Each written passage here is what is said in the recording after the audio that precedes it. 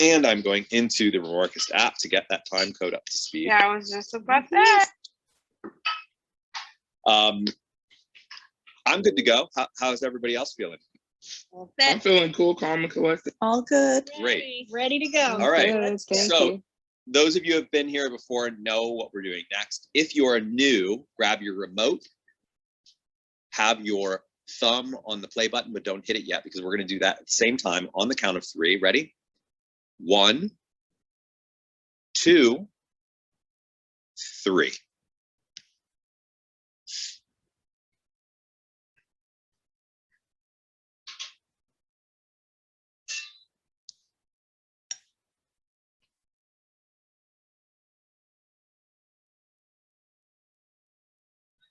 Gonna have This to is a great ask moment. Valor if she knows where the boots came from.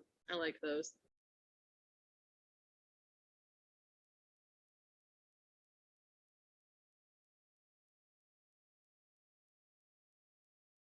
I'm not gonna lie, that's a nice bathroom.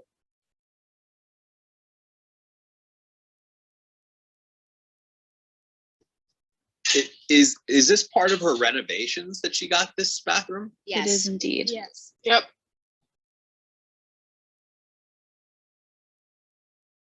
It's kind of interesting that Rory wasn't here for any of the renovations, so it's like all kind of new to her.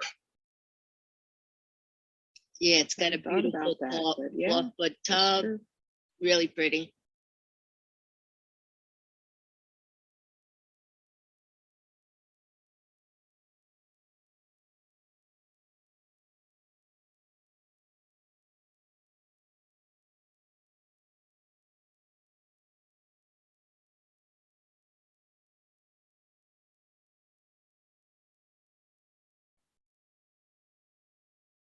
Sleep is for the weak.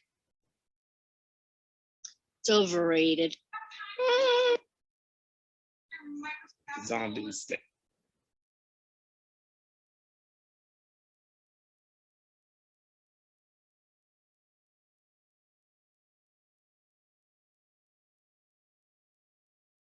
Palanca.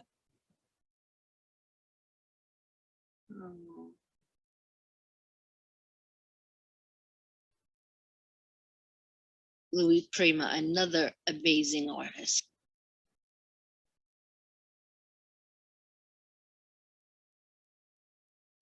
I love this.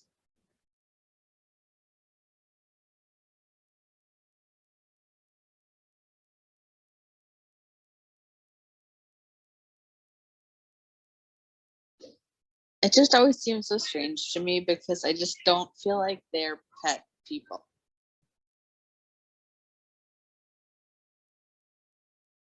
I wouldn't have said it before she got Palanca, but how she is with Palanca makes me think she is a pet person.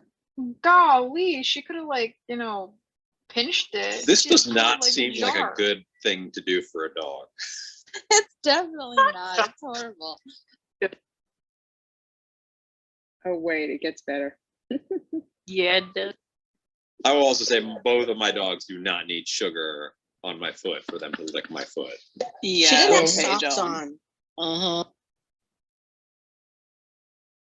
Yeah, this isn't a dog. This is Paul Anka.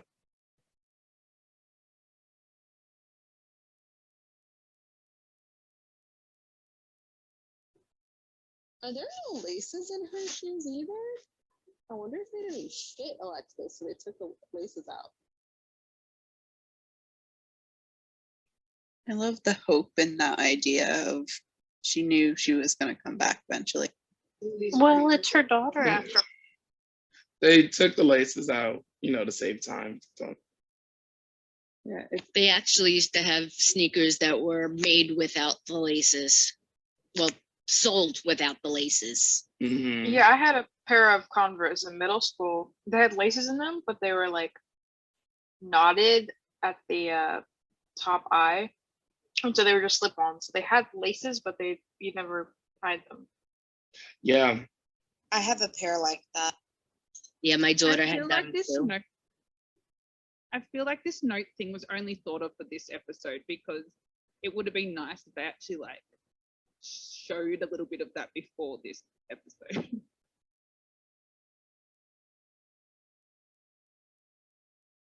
Oh yeah, you're right. Those.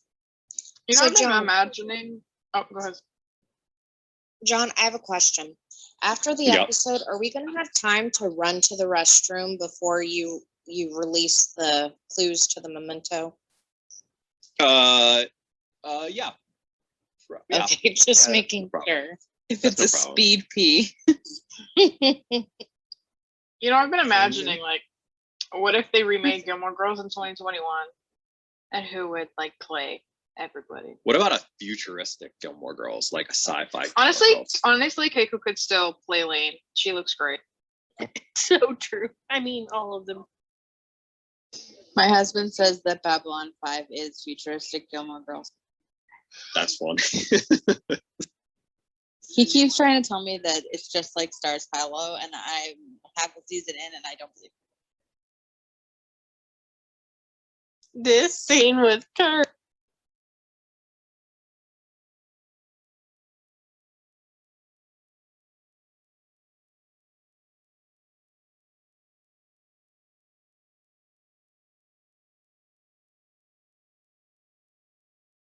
Although she can't read her notes, like when they were trying to plan in season 3 and she couldn't read the bits next to the band notes. Here it is.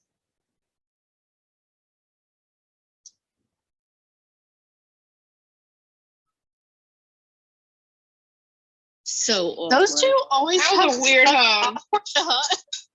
I think it's Alexis because everyone she hugs always just looks a little bit off.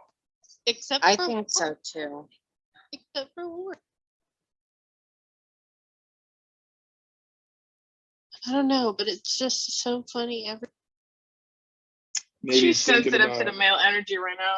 She's not gonna full hug any men right now, I guess. That's true. Girl, Lily, what? She got a You little really that by pulled that out of your butt and was like, "Here you go." Carl.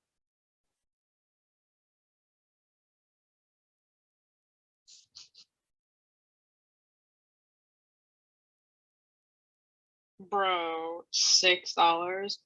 Go. For guac, that's actually kind of a lot. Yes, it is. Normally guac's like 3 or 4. Queso, on the other hand, is usually like $8. That's interesting. Nothing's all that new with Luke right now. Exactly. Right? Which is Oh yeah. Oh, good thing you So picked he it up. says.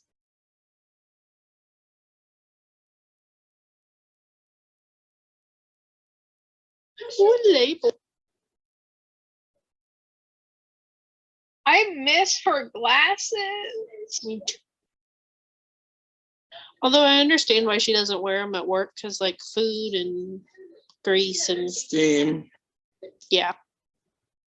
That would, yeah, that would be so annoying.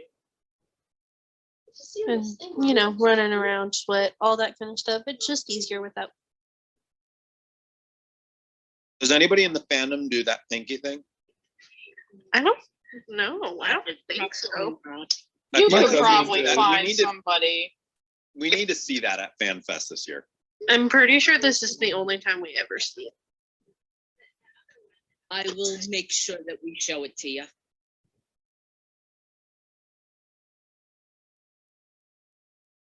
That guy in the background was definitely just scratching his butt. No, he's putting his wallet in and out of his. I'm sticking with the butt. Okay, you do that. He touched the butt. He touched the butt.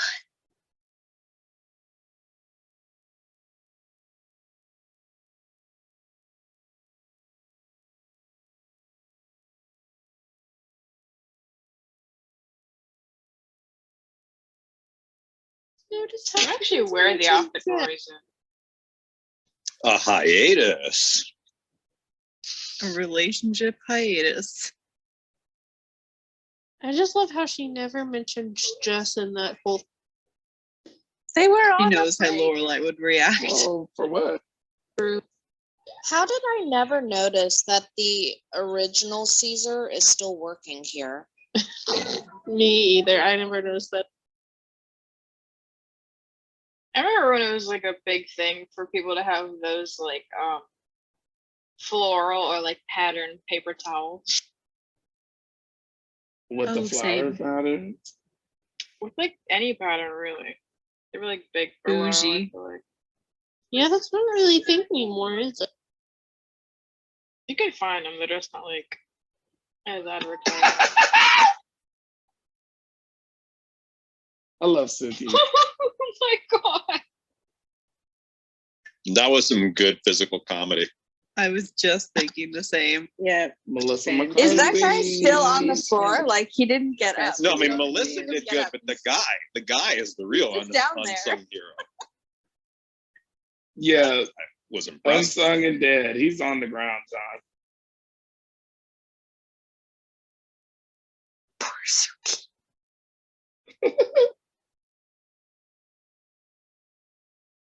I love how enthusiastically happy she always is for her friend's happiness.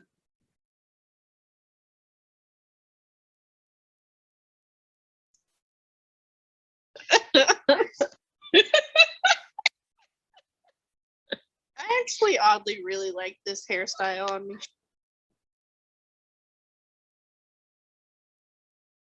It looks like he took some like relaxer to it.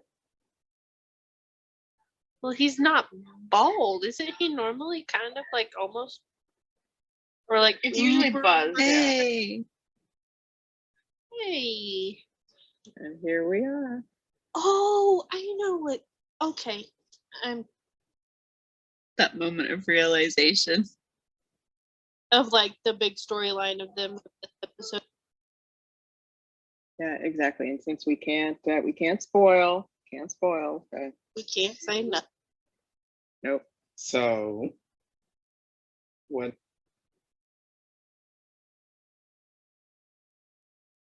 Pep Alien rules. Stella. I think that the jacket Lane has on is like in like Japanese, but that's definitely not Korean. Yeah. It's No, kind of it's not cool. great. Yeah, it's very pretty. I think clothing with like Japanese on it was very big in the early 2000s for no reason. Oh yeah, absolutely. Did anyone notice the person that just walked by the window? No. What were they doing?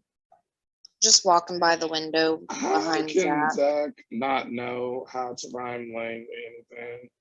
Right. And Zach, as Lorraine, it's just you could use the same thing, just stretched out the word. Why don't he just like change the rain to lane because it'll all still rhyme? Like, hello? Gil saying Sia was funny.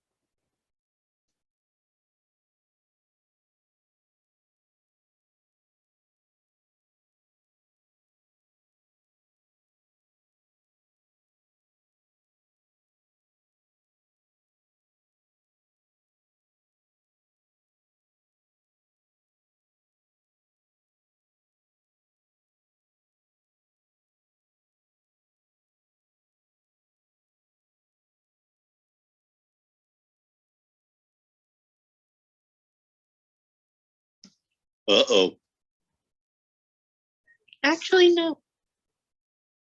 Wait, no, I didn't say that. Wait, what? It's always about Charlie. Christopher is I'm garbage, just kidding. I'm just and trying to keep that's John.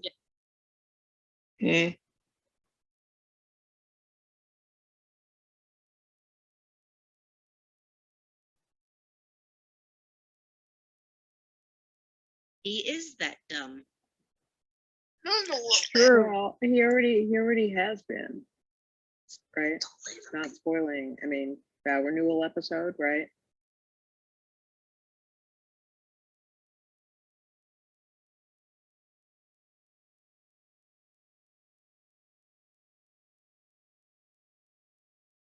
The array of food. and they're gonna eat like 2 bites of it too. I want Suki to cook for me. Yes, same. Hey, I bet. Liz, Yes. greatest. The gr-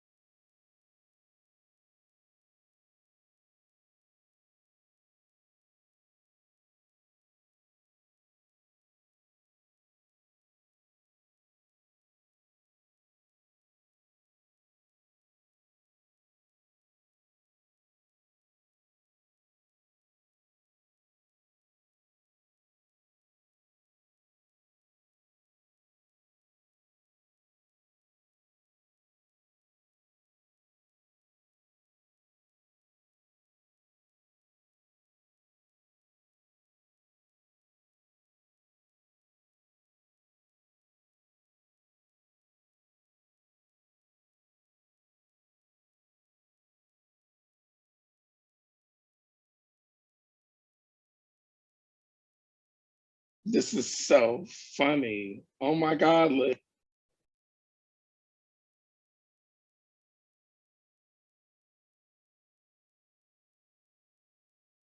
Girl, you must got some like broken wrist, because even with carpal tunnel, you can separate freaking Pillsbury biscuit. You can. This was such an awesome scene. I think I've talked about this before. In between takes, I had to learn the little thing that I do on the keyboard there, and Carol King taught it to me. Like that. I had to learn that. I didn't know how to do that. That's so cool. I didn't know how to do that at the beginning of the scene, and she came over and worked with me for like a half hour or so, and we got it. That's one great person to teach you how to play. Right? Yep. Why did you have to do this, huh? You just had to stir up the pot. I actually love this storyline about Brian and Lane. I mean, it's very sweet that It's so sweet. and it's That's also right. like, Zach could have written a song about Lane. Lorraine is basically rhymes with rain.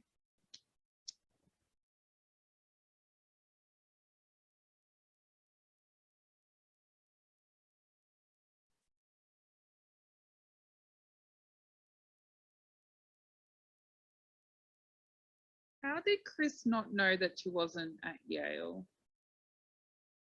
Well, if A plus B equals C, C equals Chris don't know nothing. Yeah, neither of them have talked to him in over.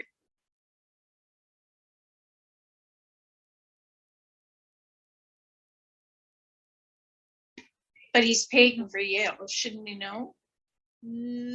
Spoiler. What? Yeah, what are you talking about?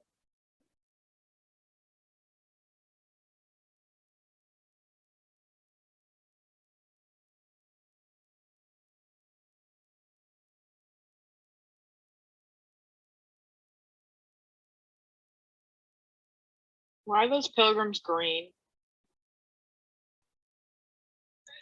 Lorelai's eyes look really pretty in the scene. Maybe they're part leprechaun. They look like the Jolly Green Giant. That would explain the blue. And the green.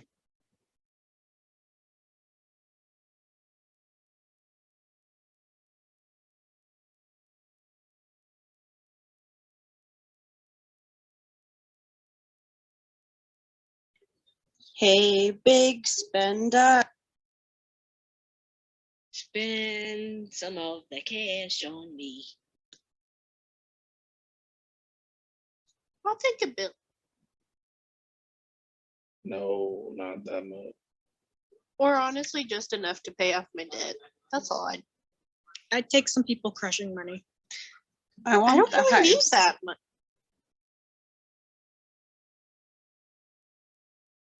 Ooh, a brewery'd be good. You know what's so interesting? This character comes from wealth. His family is wealthy, but money has always been this elusive thing for him. Yeah, it's But very he was also always so irresponsible with his money, and so nobody wanted to give him any.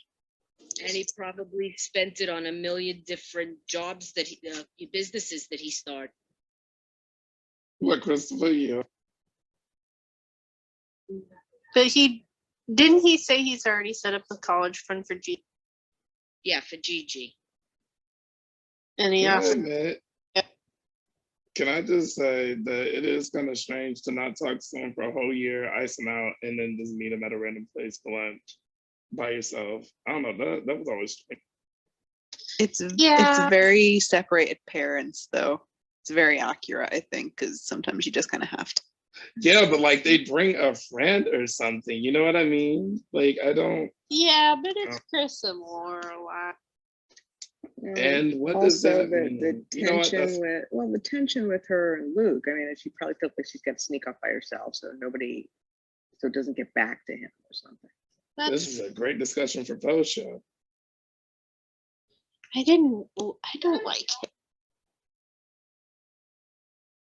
He's very Yeah, short. that's the guy from Brian Jonestown Massacre. Brian Jonestown. Oh gosh. The John, are you beard. okay? I don't like the beard. The band.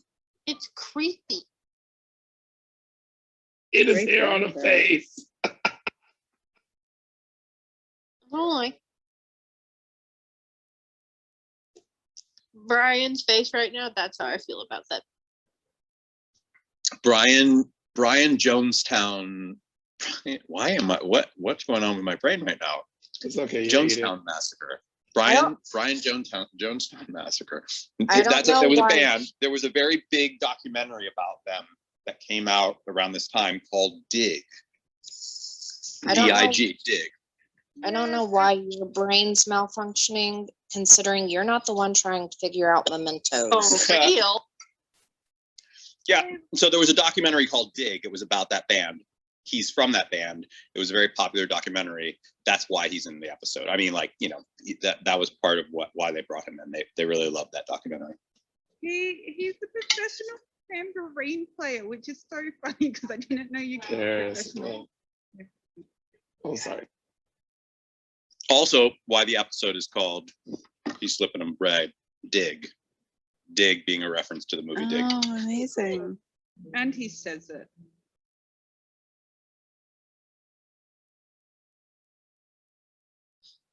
By your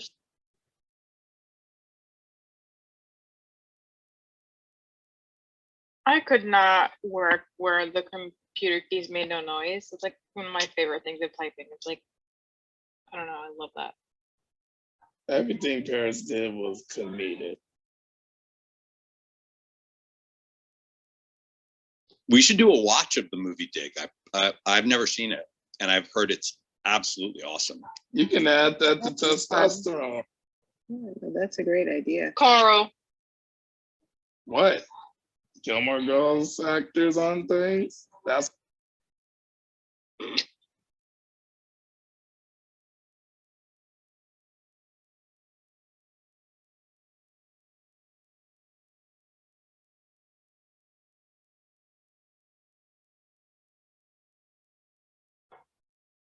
through a PhD.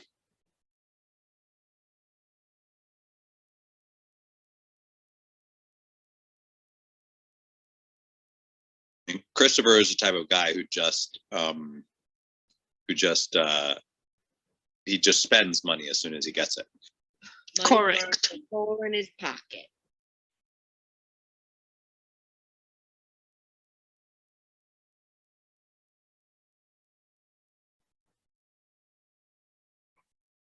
And the type of beard Joel has is mutton chop.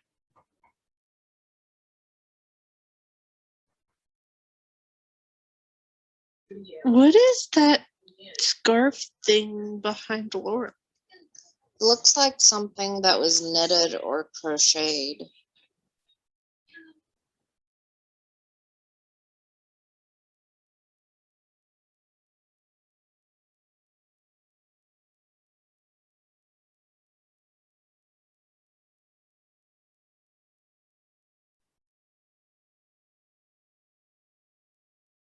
Priest, a rabbi, and a Mormon missionary. Mormon missionaries don't go by themselves. It would have been two people.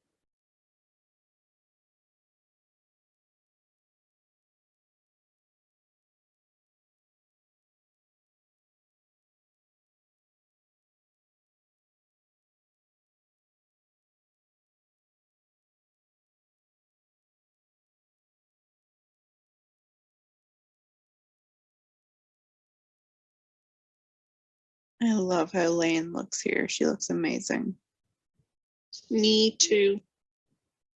This is very similar to how she looked when we were gonna play CBG. Yes. But yeah, that's true.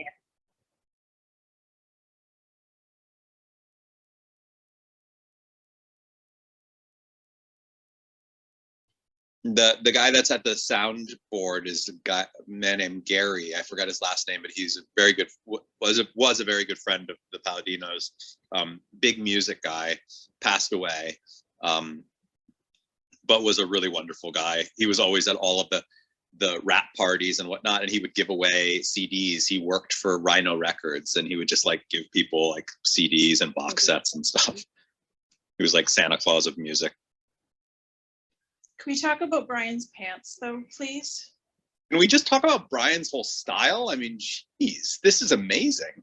It's Oh, incredible. I Dial love in. it. This is not a good look for Zach. Oh no. This is Well, that's an the point. I mean, awful everybody Zachary. else is kind of bringing their A game, and then there's Zach. You know. Not a good look at all. Oh, His real they used his real name, Gary. that's amazing. Wow.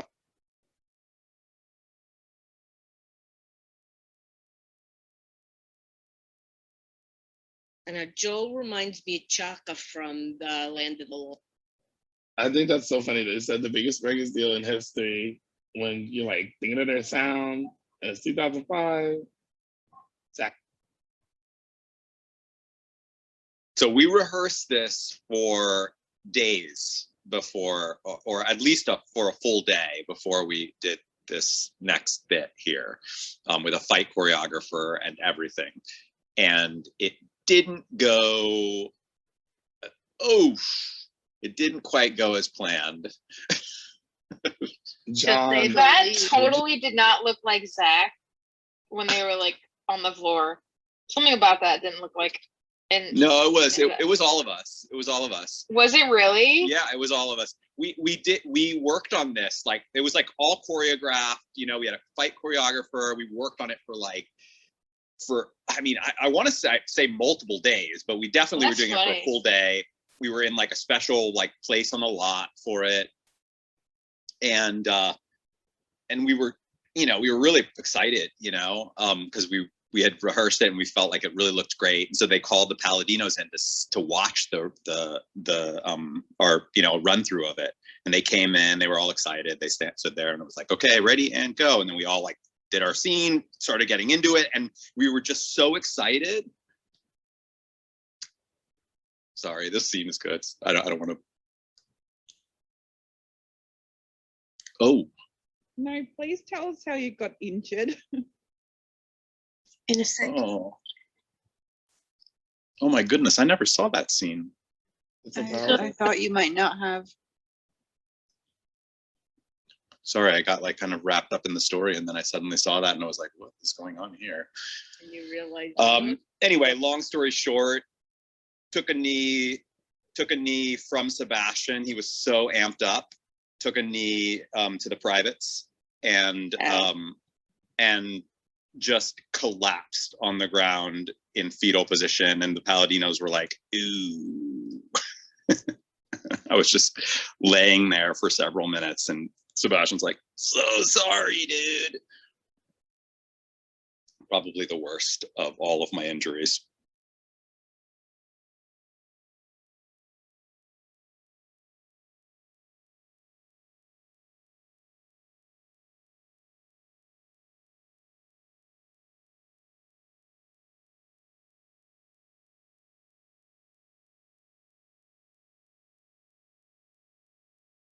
You are not going to be loaded soon. There's no way that guy's going to be loaded for the rest of this series. I love that they only have shot like 4 angles for the scene. Just like Rory shot, Lorelai shot, Christopher shot, everyone shot.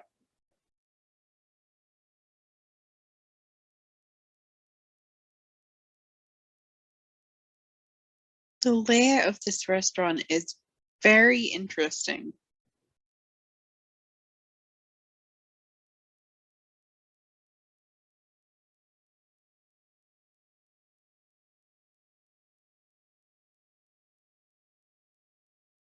She came up with that clip real.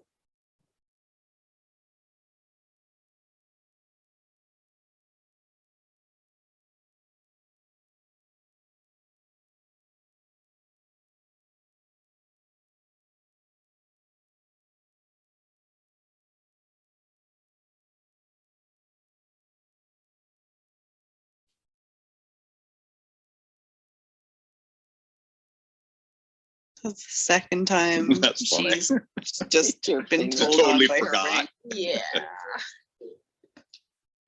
Yeah, like the same thing happened with Emily. Yep. Didn't that happen at one point with Max? Yeah, Suki spilled the beans on that one. Yeah, I was thinking it was a ring thing though with Max just. Christopher seems super chill about it all. Yeah. He is. Oh, I love Liz. I wish he was more bothered that he I wasn't. bet. Does anyone else remember when Kathleen Woolhoit was on LA Law? Yes. I've seen it all, I just don't remember though. Yeah, I don't remember exactly her character and everything, but every time I see her, that's what I think of, because that's when I remember first seeing her on television. Liz is I the don't know. most lovable disaster. I actually really like Liz. I like Liz I too. do too. I love her. I know her have to say I first find her from- irritating. I know her first from being the voice of Pepper Ann. If anybody remembers that cartoon. She Oh my is. God, I she forgot was about the that. voice of Pepper Ann. I had That's no amazing. idea. And she was also in Grey's Anatomy. She was. Since when? In the may beginning. be- Some, I don't remember when the Yeah, that may be a Google question. You know they got 1,000. I'm going to episodes. Google. God, that table is a mess.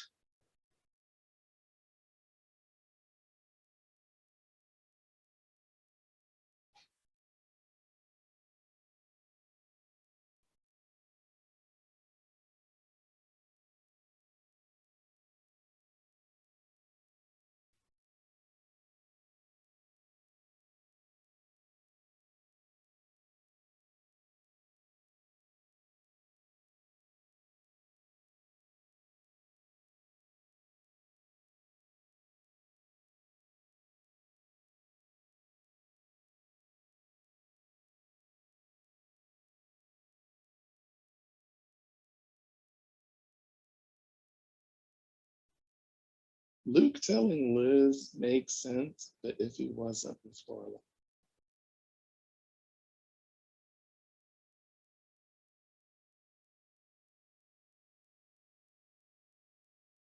I love how she just knows.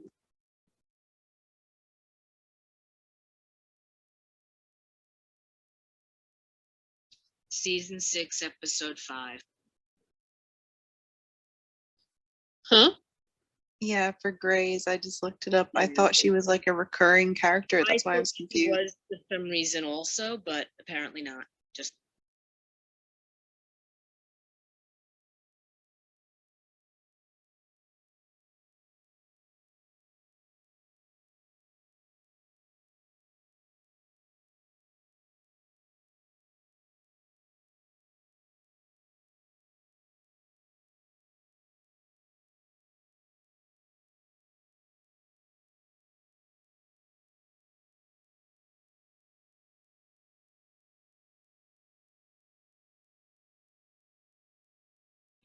Oh, I would love fudge right now. She was in 19 episodes of ER. Oh, spicy. That's like a whole season. The first 3 seasons she was.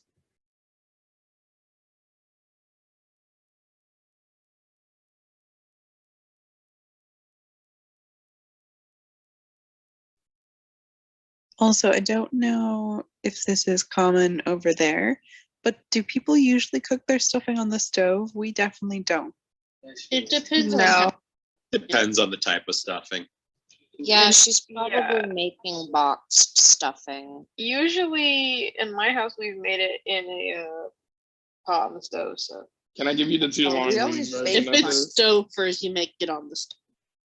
I'm Okay, so too long horrified. don't read, Lee. Huh? If it's, I'm just gonna give you the too long read version. If it's not good stuffing, like from a box or whatever, on top of the stove. If it's good stuffing in the oven, that's what I. Perfect. Thank No, you. you're wrong. Oh I no. make homemade stuffing on the Y'all stove. need from a box. No, homemade No, too. homemade. Yes, Yeah, yes, my yes. family makes homemade Mm-mm, stuffing on running. the stove. I've started stuffing discourse. Real Mm. cooks on the stove without box. Huzzah! Okay. Luke looks cute here with his black sweater. Huh?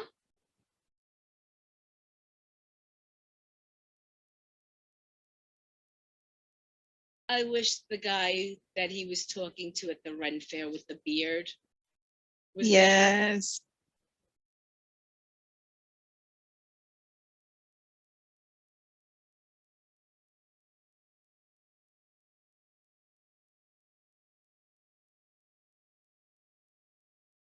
Oh, that's a sweater, not a dress. I thought you were talking about Luke for a second. I was like, No. I like that she's up front. I love Well, this the from promise her. not to- They promise not to hide things from each other. Yep. And I love that she's keeping that. Gross. We love the growth. I mean, on God, you gotta throw a fit with Lorelai for her to actually, change up some things real big. So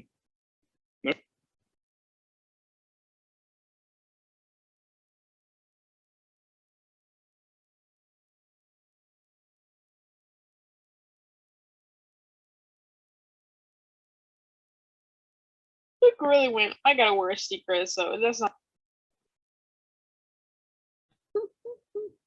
Do you see the gears turning in his head, Joe? Yeah.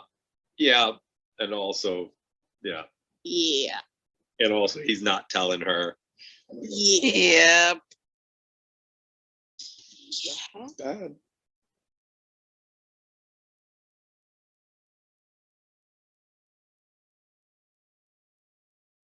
Actually has no thumb. Cool shirt, Freddie. I'm wondering if that actor really had no thumbs. I don't think so. I think he was just tucking his thumb. It's honorific. Yep.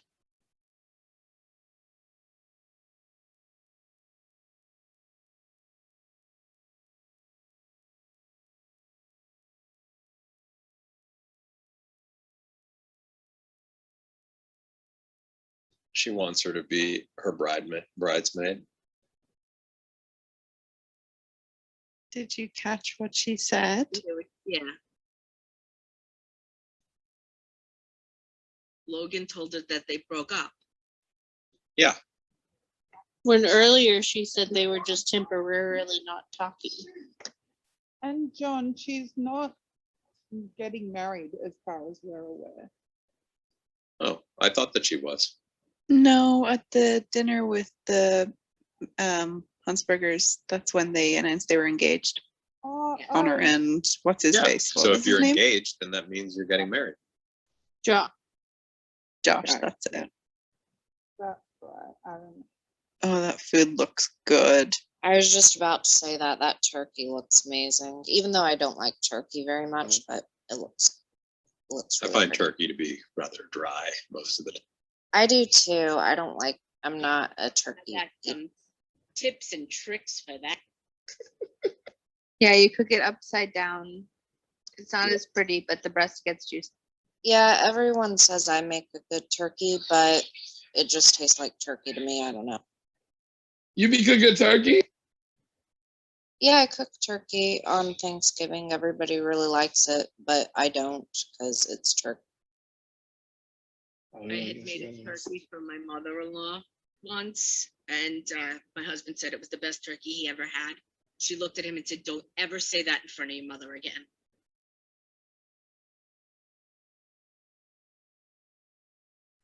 Thanksgiving's in only like 3 months. That's so weird. That is weird. Thanksgiving is my favorite holiday.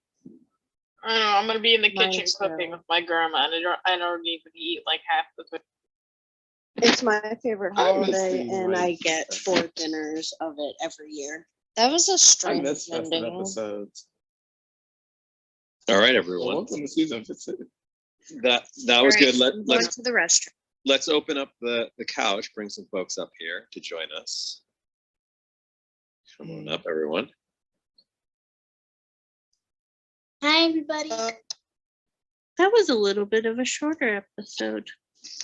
Yeah, that's what So I have to say, I can't I believe we agree. got into such a big discussion about Luke and Lorelai last night, and about whether or not Luke was keeping something from Lorelai, and then this episode is just like it's like all about him keeping this from Lorelai. Yes. Yep. Yeah. Well, we I almost expected- feel yeah, I almost feel ridiculous for having even spent any time on that last night. No, I think it was good to like discuss the very basis of when it started. Do you know what I mean? So Yeah. it was Yeah. Hey Mary, I keep trying to bring you up, but for whatever reason, I I'm keep here. pressing. Let's Like, not oh, she is? spend too much time on one subject though. Yeah. 'Cause Well- we tend to do that and then nothing else gets discussed. Well, Okay, so we're in agreement. we on try that, right? we try and read the room and read the sort of, if the flow of the conversation and the interest is in spending time on one thing more than others, then I don't think there's anything wrong with that. Before we get started, I just wanted to put it out to the community that like what Mary is doing with the recording is like nothing short of being a saint. Yeah. Because I've only been recording Agreed. for a week. Well, And I can't tell obviously. you how many problems I've had and how stressful it is. And I've only been doing it for a week. And so I just want to give a huge, huge, huge shout out to Mary. Yay, because Mary. The amount of work that she is Yay, putting Mary. into this, guys, is immense. Okay, And I'm Amazing. blushing. Thank you. put It's it out good. to you to show her some Colonel love. Always do. Yes. Oh, yes. Send Mary some Colonel love for sure. Don't Love forget that. Thank you, about other Buck. people who are Mary also did Black Mirror this morning as well. So thanks for that as well, Mary, for recording the Black Mirror episode. It was very Oh beautiful. shoot, guys. I wanted to join that. I love that episode of Black Mirror.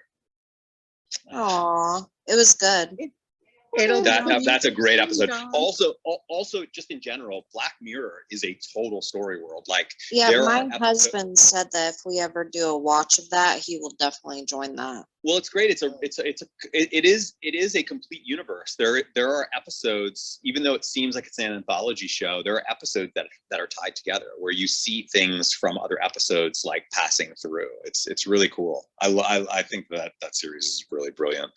But we're talking about a different series. We're talking about Gilmore Girls. Yeah. Where do we start? Who wants to take the mic? Well, I Can love the defend renovations. my of the- argument? John, I just What? want to say yesterday when I was arguing with you, it was because it was too soon to assume that Luke was hiding things. That's why I was arguing back. Oh, I assumed it. I felt it. And once we got into this episode, I knew it. Before we start, I just want to express my love for Joel, my favorite minor character. Come on, Well, Wendy, I with the mean, love. So I was saying that guy, he's in a band, Brian Jonestown Massacre, that was that had a documentary at the time that was like kind of a big deal, I think, like in the music scene, and the Paladinos really loved it, and they brought him in. And since then, it's weird, like I occasionally get somebody who's like, oh, I just watched Dig, how is working with that guy Joel? I'm like, well, I mean, fine, he seemed like a nice guy, but apparently that movie must portray him as kind of a little eccentric, I guess, because people who know of him from that movie are always like, whoa, you were in a scene with Joel? Yeah, he's pretty cool. Yeah. He seemed really nice. There was a sense that we got, that we sort of had, that like that they might have even wanted him to maybe come back a little bit more. And I don't know if they tried and he just didn't want to or whatnot. But maybe maybe revival with Marty.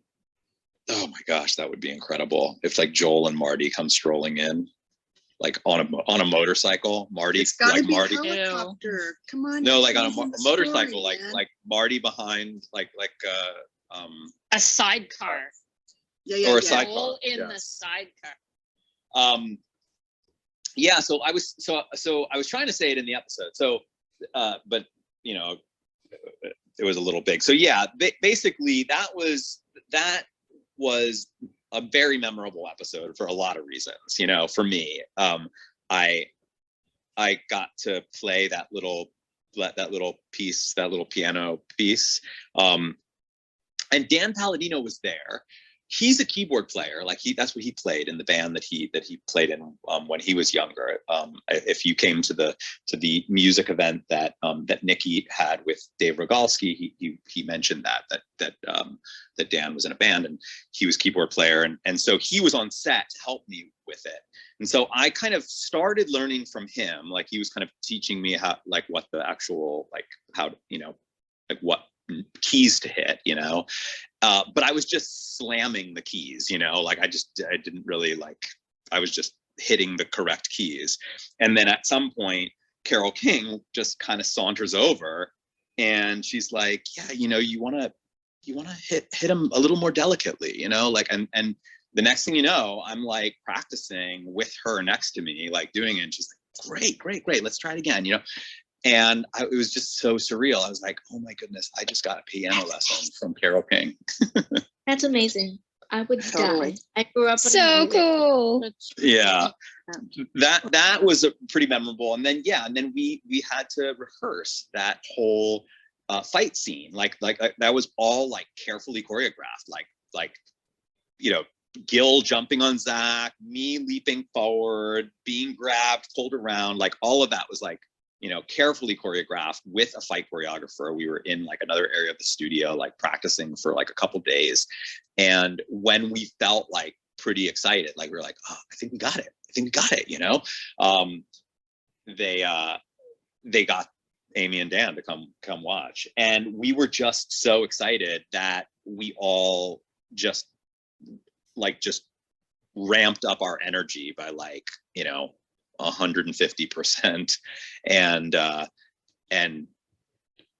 Sebastian just was like, he was just completely reckless in the scene and just straight kneed me right in the groin, and everyone in the room saw, and it was just like a collective like, oh, and then just me just flop onto the ground and just laying there in like a fetal position for like, and Amy like, are you okay? Did you get like danger pay for that, John? No, but I'm sure that they were all like, oh, is he gonna sue us? They all felt it with you. Hey, can I quickly mention Ouch. something before we get into like the episode and everything? Sure. Okay. Just with like the efforts that everyone's putting in, if you could also check out my Twitter profile, because I daily post tweets referring to each episode. And it'd be nice if y'all can like go give it some love. Yeah, actually, it's a good point. Like in order to, that's something I've been actually meaning to mention to the community. I think I've mentioned it at least once or twice Maybe. In the past. Not specifically your posts, although your posts are a big part of all of this, but like, you know, we have a lot of power to promote this project. And the easiest way to do so is through social media, I mean, and the easiest, of course, is to just simply like, you know, any posts that you see about the project. So if you see anything posted by Remarcus, if you see anything posted by me or any other members of the community, of course, including Tasha, who is every day posting something about our watch that night, any little bit of love really goes a long way. And as a community, we do have the ability to get the word out in the simplest way it's possible, right? Just, you know, clicking a little heart on a post. So something that I would encourage folks to do if you want to see the project grow. I have just a quick question on that. Actually, I used to run a blog specifically for Gilmore Girls, and Oh, wow. I'm not active on it anymore, but I think it still has. Huh? I said, do you want to interview me? Sure. It's His own self self-promo. 20,000 followers, even though I'm not active on it anymore. Oh, But I wow. can post there if you would like. Yeah, that would be amazing. Yeah, I'll do that. That would be make a little amazing. I mean, you know, post. I want the project to grow. I want more people to find out about it. There's also part of me that's feeling like, gosh, you know, we're closing in on the end of this rewatch, and you know, there's a part of me that just feels like I know that there will be Gilmore Girls fans that will find out about this afterwards and be like, oh my gosh, like I didn't know that was happening. And so We're gonna have to do it again. Well, that for sure. I mean, I'll be revealing some big plans that I have for the coming year at our next big town hall. And that I have some exciting ideas for the Gilmore Girls space and for you know, the other areas of the Remarcus project as Do you know when the town hall is going to be? Have we figured out on the time? I have not. I'm running a poll. When that poll runs out, I'm going to do another poll that like refines it until I've sort of figured out like what's the best day possible. But it will not work for everyone. I'm just saying that right now. Like if you're like, that doesn't work for me, none of those dates work for me, you know, if they don't work for the majority, then they probably won't be that day. But there will be some folks who you know, it just doesn't work for them, but because it, you know, the date that we choose does work for the lion's share of community members or town hall memento holders, rather, we might have to do it on that day. So just putting it out there. I know it's hard to manage that because I get like messages all the time about, you know, dates and whatnot. I'm doing my absolute best to try and accommodate as many people as possible. And you know, and as I said, this poll is just the first. I'm gonna run another poll that will add another couple dates into the mix, and you know, and just and then I think that we'll eventually have a time that will work for the most folks in that community.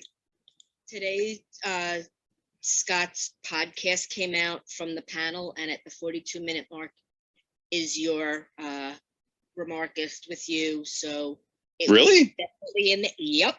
He kept it in. Yep.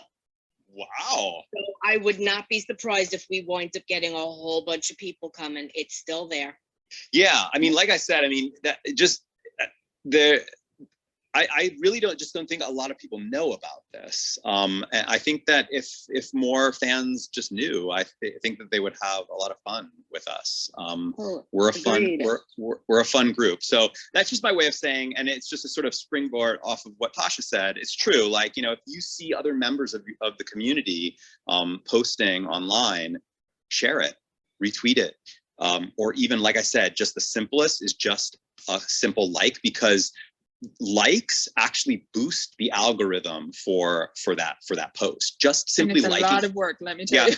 Simply liking a post, it's a mix of a few things, but like liking a post, the speed at which a post is like if a lot of people like it all really quickly at the same time, like if like 10 people all like the post really quickly, that sends a message to Twitter or Facebook or Instagram, oh, this is a popular post, and then they show it to more people. What those social sites often do is they decide based on how many people liked it in the first like minute or 30 seconds, they decide whether or not that post is going to be seen by a lot of people. And if they deem that it won't, they just bury it, and then it's just never seen. And that happens to my stuff all the time, where I'll post something. I mean, I have 18,000 followers on Instagram, and you know, if I post something that doesn't get a certain amount of interest within like the first 30 seconds, I mean, it will be a fraction, like 1% of what a post would normally get. And so there's something algorithmic that like all of those sites do. And I would just say, like, you know, if you want to help out, the easiest way to help out is to just simply hit the little heart button. It's just the easiest thing in the world to do. I always try to share your stuff on Facebook as much as I can. Yeah. Same. But you know, I mean, I'm not frequent on Twitter or Instagram. I don't really know how Twitter works all that well. I'm on it, but I don't know 100% how it works. So yeah, like a lot of podcasts like end, you know, they like a lot of the podcasts sort of end with that like call to action to their listeners, like our post, like, you know, retweet, like, you know, it's sort of a big thing in podcasting, and for a reason, because the podcasters understand that they need their listeners to help with those algorithms, those social algorithms, because they've been coded specifically to favor posts that get engagement very quickly. That's sort of the way it works. And if you don't, then just your stuff just gets buried, like absolutely buried. So John, you're telling me I need to get back on Twitter more often again, is what you're saying? Well, I mean, Twitter, I mean, I'm you know, like Twitter, Facebook, yes, Instagram, they're like, you know, Remarcus is, I'm posting all over the place, but it's not just me that I'm talking about. I'm also talking about, like, you know, Cindy is posting stuff on Facebook all the time. Like whenever we have a special guest, she always does like a big post about that special guest that's like custom written and whatnot. You know, even just sharing those types of posts and giving those members love. You know, Tasha is every day, like consistently has, like even on days when Tasha doesn't show up, Tasha does a post, you know? So lots of members of the community are doing it. And I get that not everybody has the bandwidth or the interest or the desire, but like the easiest thing in the world is just a quick little heart. That's the easiest. And like I said, the quicker, the better. Speaking of that, I went back, I had a nostalgia day the other day. I went back all the way through my Twitter because I could not remember where I actually started posting like on a regular. I went all the way back. I started posting about it season 1, episode 8, but it was so like cut and dry. There was no like GIF that represented the episode or like anything fancy. I started posting fancy ones right around season 2. Well, let's dive back into the episode. Sorry for the diversion. No problem. No, it's good. Every once in a while, we do need to sort of like just chit chat about that kind of stuff, because, you know, I do want more people to find out about this, and certainly before the end of this watch, because this is special. Even if we do another one, this one is our first, and you know, and for that reason, you'll never capture again me watching all of this for the first time. You know, my next time I'll be watching it as a rewatch. Do we need to talk about Luke and Lorelai and like him keeping things from her and stuff? I sort of feel like we talked that to death yesterday. We really talked that to death. I think we're good. We're good. We could start with like Chris and his influx of. It's interesting. Last time we saw Chris, he was an absolute mess. He was a mess. He was jealous. He was drinking himself under the table. And now, well, he's lost another member of his family, right? Like last time it was like he had just lost his father. And we were all talking about how that might have played a part in, his state of mind and drinking and all of that. He was extremely pining for Lorelai and jealous of Luke. And in this episode, we have another loss of family, lost his grandfather, but kind of doesn't really it doesn't seem to have affected him negatively, the loss of his grandfather. He certainly thinks fondly of his grandfather, but he seems completely chill, and he has no problem with Luke anymore, it seems, and he's got a ton of money. And I'm wondering if it's the money that is the kind of big factor in when, I don't know. It came across to me as it was almost like his new shiny distraction. So he's so happy. He needs something to occupy his time. And I don't think he doesn't love Lorelai. I just think that she's a convenient, shiny distraction sometimes. Yeah. Yeah, it's just very interesting that guy who is from a wealthy, privileged family. I mean, Gilmores love him. That he's always not really been able to hold on to money, and he's not been successful, and now money seems to be this I think it wasn't money that he was chasing before, it was success. And because, like he said, his grandfather held the purse strings. So the family money wasn't in his control, and they were expecting him to go out and make his own. I see. So his grandfather was holding the purse strings for the whole family, you're saying? Yeah, because when his father died, he didn't inherit any money. But when his grandfather died, that's when the money came to him.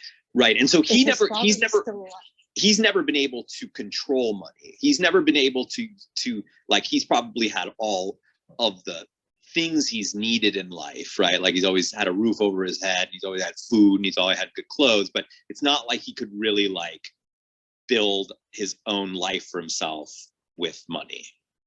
He'd need to be successful himself. He'd need to have his own success, which he's been trying to do and failing. And now he has the family's money. So he doesn't need to worry about being successful anymore. He has what he needs, and now he can just spend what he wants. I wonder how his father would feel if he was still alive. Yeah, I was sort of thinking the same, but I was also thinking, do you think Chris that would have his money then. Do you think that that's fulfilling for him? Do you think that him having money is the same thing? Wouldn't he want Lorelai to see him as a success, somebody who has actually done it for himself, rather than just got all of this money all of a sudden? That doesn't make him look any better. I don't know. He was pretty quick to share that he inherited all this money and had all this money now. So I don't think I don't think it matters. Right. And they grew up in this kind of privileged world where probably a lot of people they knew inherited money. So it wasn't, in that sense, it wasn't like some big unfamiliar thing.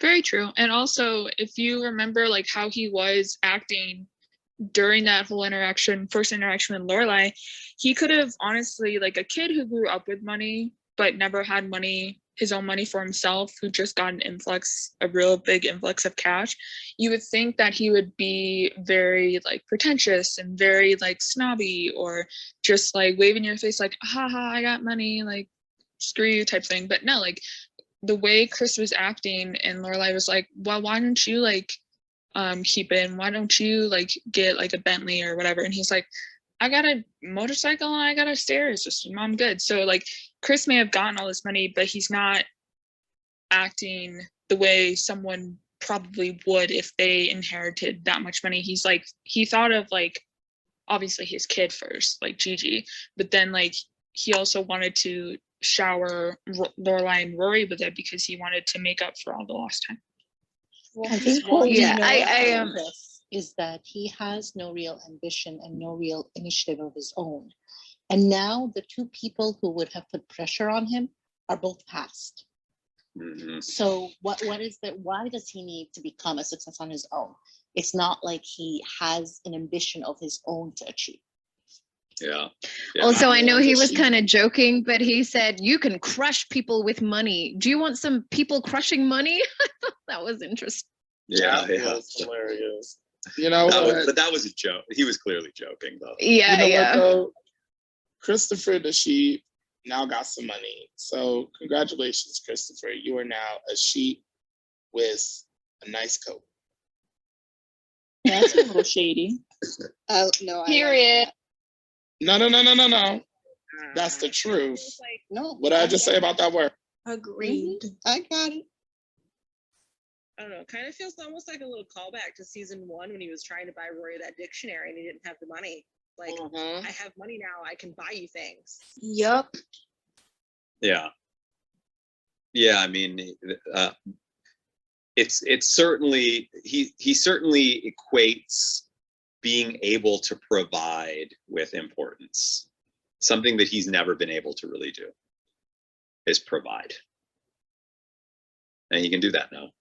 I mean, I don't know how I feel, like totally feel about it, but I think that I feel happy for him. Yeah, let's give it to him. Let's give him the bump. Give it to him. Why not? I'm hoping it'll mean that he'll achieve his own joy now, instead of trying to chase what everyone else is telling him he needs. This might give him a chance to get what he wants now. Well, who's there to tell him anymore? Like who would be telling him what he needs? But I'm saying Himself, because he's a grown.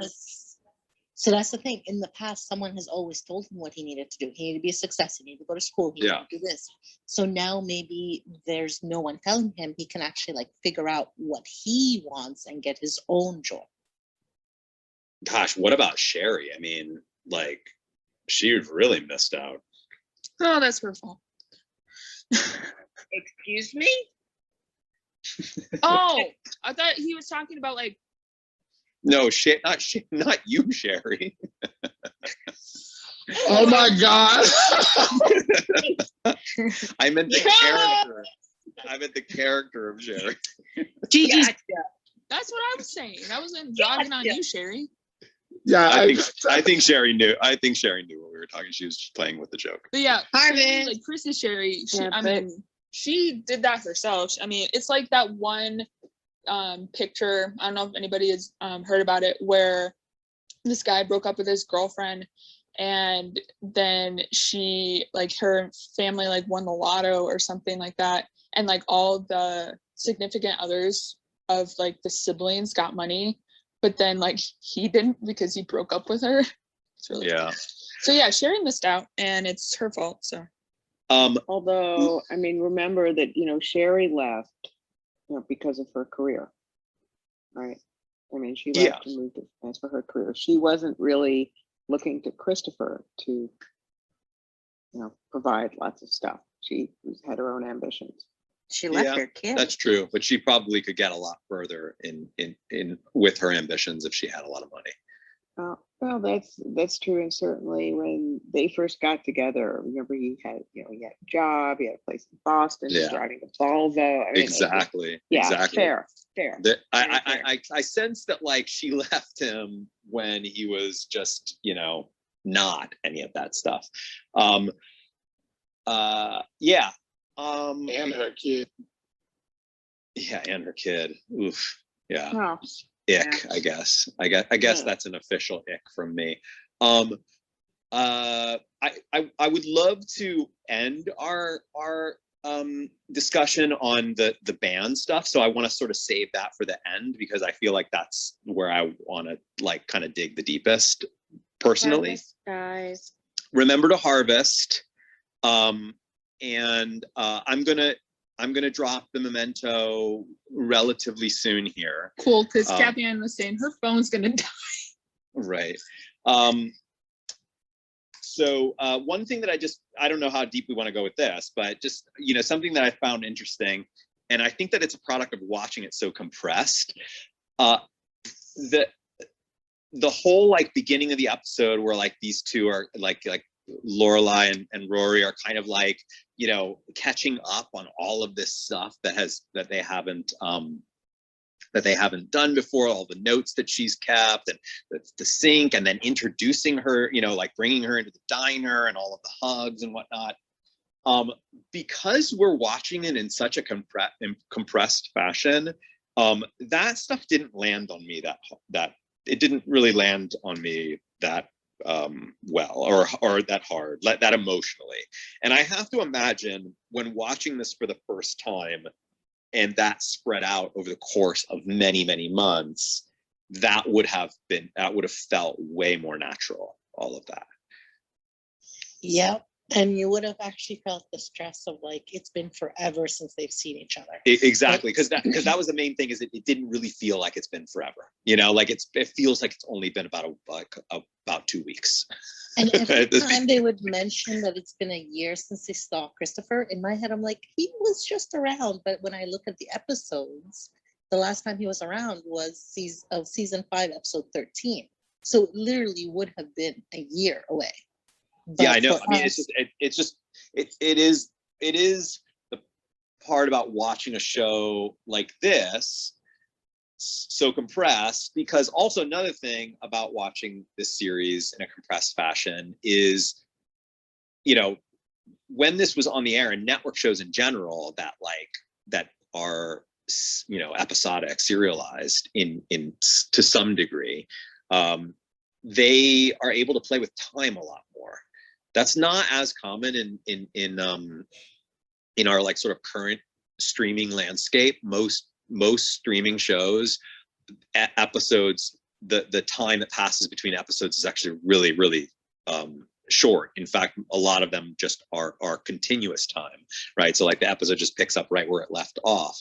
Whereas with Gilmore Girls, I often have to remind myself that like, oh, we just cut and now we're maybe a week, 2 weeks, who knows, maybe even a month ahead.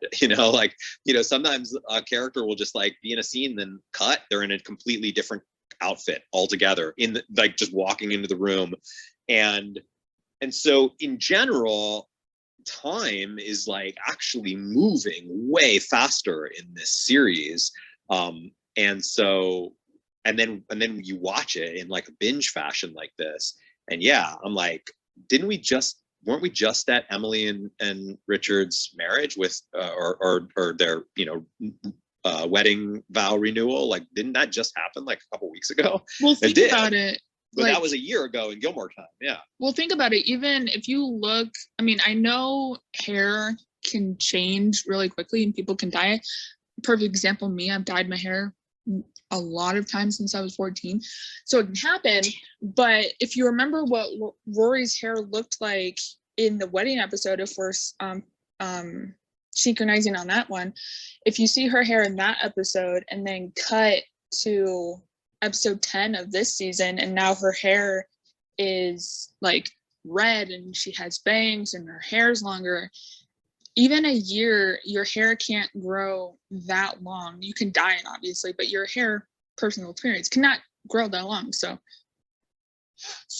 well, John, you know what? That you talking about just like how fast time goes in Gilmore Girls, and then like, how the streaming shows are right now, where like the time is shorter, where it's probably like focused on 2 weeks or a continuation.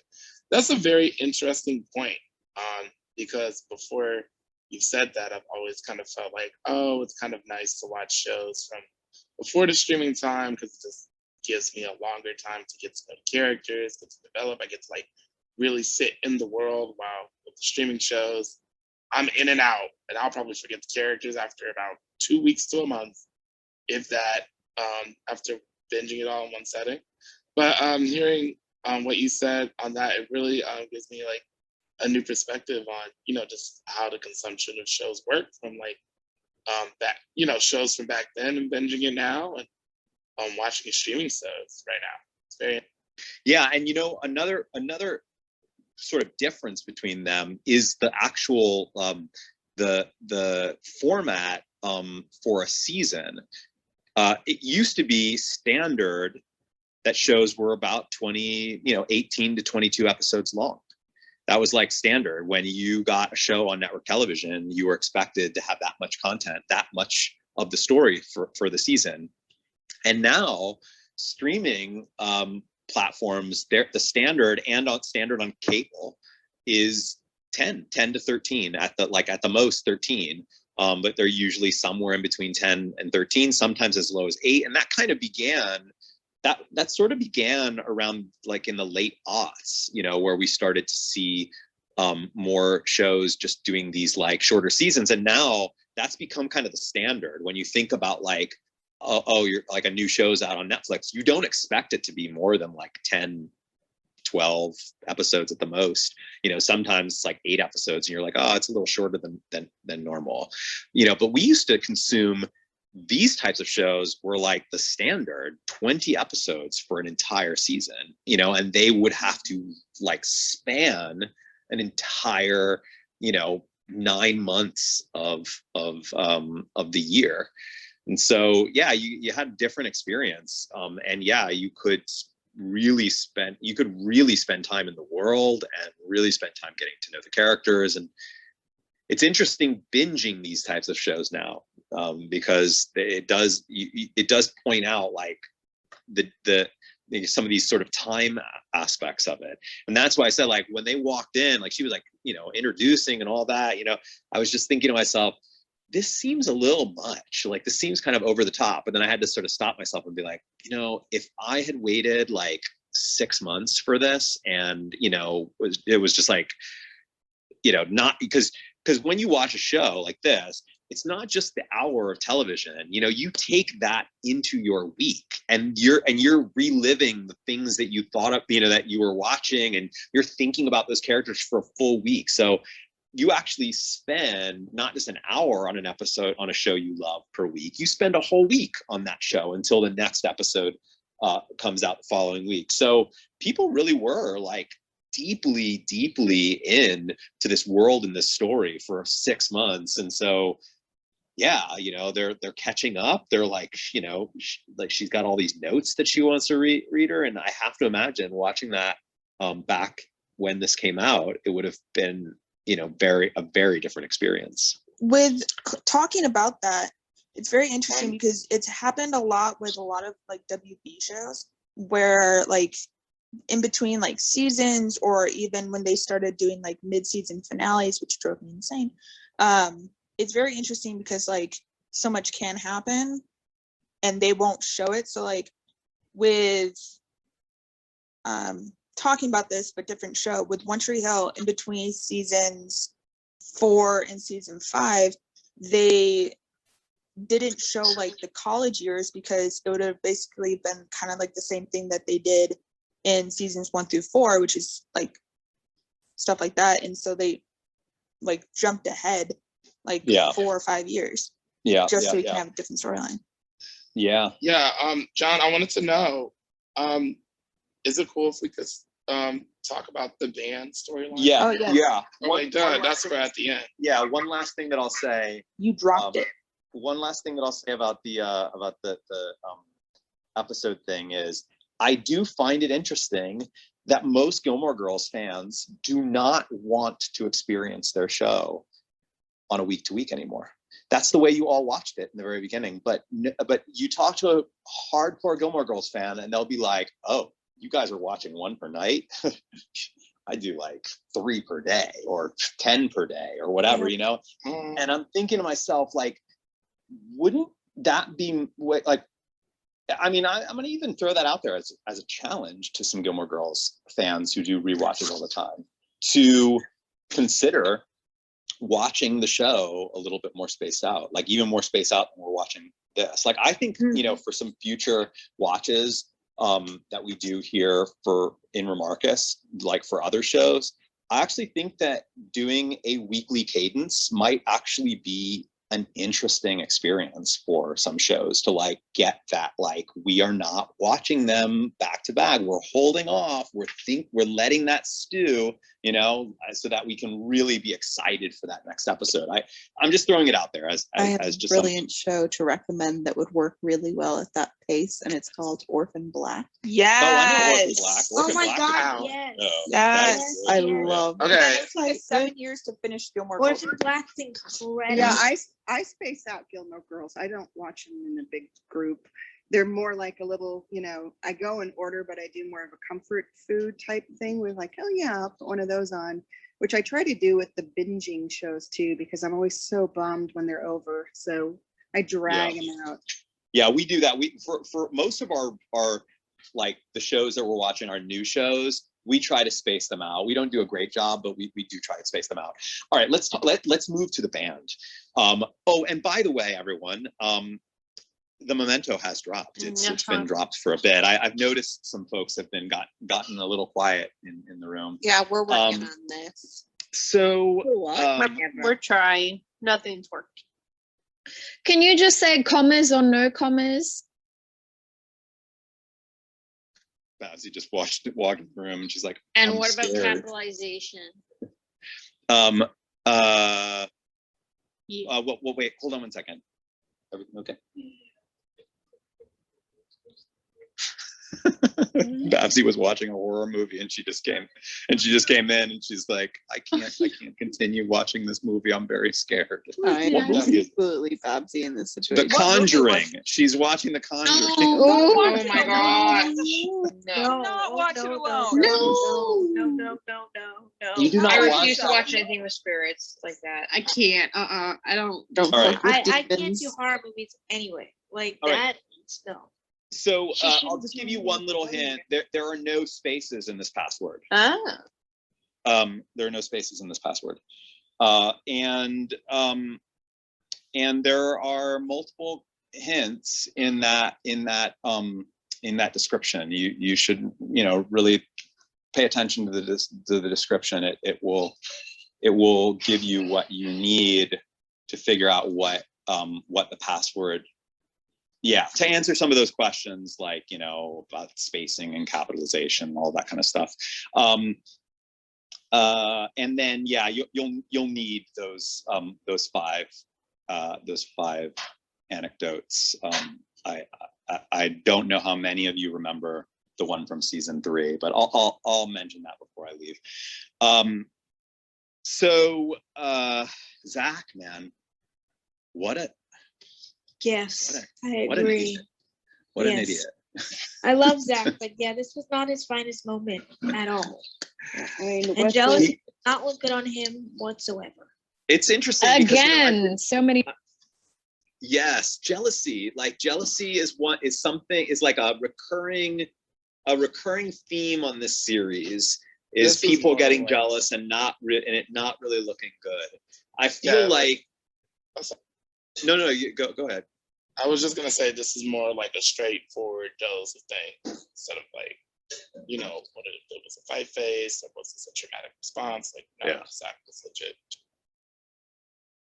So what was he doing there? Did he come there specifically wanting to sabotage the whole thing, or did his jealousy just get the better of him and he just started like, why would he do that? I think It's so interesting because I was in that scene. I read the script, or I read that scene in the script, but now watching it, like, I have a lot of questions. Like, what was going on? Why did he think doing that was, or did he just not realize it? Like, is it just one of those, like, I'm just so confused by my jealousy that I just end up destroying everything around me? Is it like sort of remember when Zach and Lane first started dating, he told her, look, it takes me a while to basically to process things. I mean, I don't think he was even in touch with the fact that he was jealous. Oh, you don't think that he even understands that he's jealous? That's right. because Oh. I don't think he understood Oh. that he was, blowing their whole chance at a record contract and all these things. I think I think the character, he just, it's sort of ready, fire, aim. Oh, I like that. That's interesting that he, yeah, because we've said before, he's not the sharpest tool in the shed. But also, just even aside from that, he's just not somebody who's in touch with his own feelings, his own emotions. Did you The just way that- quote? Sorry, go on. No. Who's going? Did I just quote what? It seems like you quoted a song from the movie Shrek 2. Or am I wrong? No, I did not. No, I don't know if I've seen Shrek 2. I feel like I've seen a Shrek, but I don't know if it was part 2. But but no, I didn't. Yeah. Okay. The way that attitude came across to me was him trying to assert dominance over Brian, because anytime Brian spoke to him, he was like, back off, dude, go write another song, and this is my band. I think it was basically like, I'm better than you, and he felt like his territory was threatened, so he was trying to prove that he was better, and in doing that, he got a big ego and blew up their chances. And I don't think he liked the fact that Brian was willing to write the song for Lane. I think that made him really jealous. I don't know if he thought that maybe Brian had feelings for Lane, or there was something there, but he just seemed to be very, very jealous of that, and that always was very interesting to me. I was like, okay, interesting take. Why did Brian write that song for Lane? I want to ask that, before we just immediately just jump to either he has a crush on her or he's just a nice guy. Let's consider the fact. I think he felt bad. Yeah, I think he felt bad because Lane had said to Zach, you haven't used my name. I think he's like, Brian was like, yeah, why don't we have one with her name in it? And that's why he did it. I think he wanted to do it for respect for his friends. Yeah. And why didn't he tell Zach before he did that though? I don't think he thought it would be a big deal. I think he wanted to show It just came to him. Right. Oh, it just came to him in the moment. Yeah. Oh no, I mean it's a recent thing. Right. I think he's just a sweet guy, and it was so frustrating that Zach got that way. And one of my pet loves is boy-girl friendships. And I think Lane and Brian are such good friends, I wish it had just been like, oh, that's really sweet. See, now if Dave was here. Oh, he would have written a song for Lane years ago. Oh yeah, for sure. I mean, there was also this the comedy of it was also kind of it was written to be funny, but it was also so obliviously, ridiculously insensitive, right? Writing a song called Lorraine, which totally rhymes with Lane, but then being we can't really write a song about Lane because it rhymes with all these cliche things like rain, and it's like, wait, what? I mean, I get that that's a joke, but it also just comes across as just so incredibly insensitive. And I could see how the fandom would be kind of not kind of have a problem with Zach. In general, how does the fandom feel about Zach as Lane's husband? Are they kind of he deserves better. I like him. I love him. I really do. He's chill, but I think everybody still really, really loves Dave. And I liked Dave too, but then Dave left. So I did really love Zach once he came into the picture. Dave was, here's my only big thing about Dave, is that Dave was incredibly unflawed. I know that sounds weird, but I have a problem with that.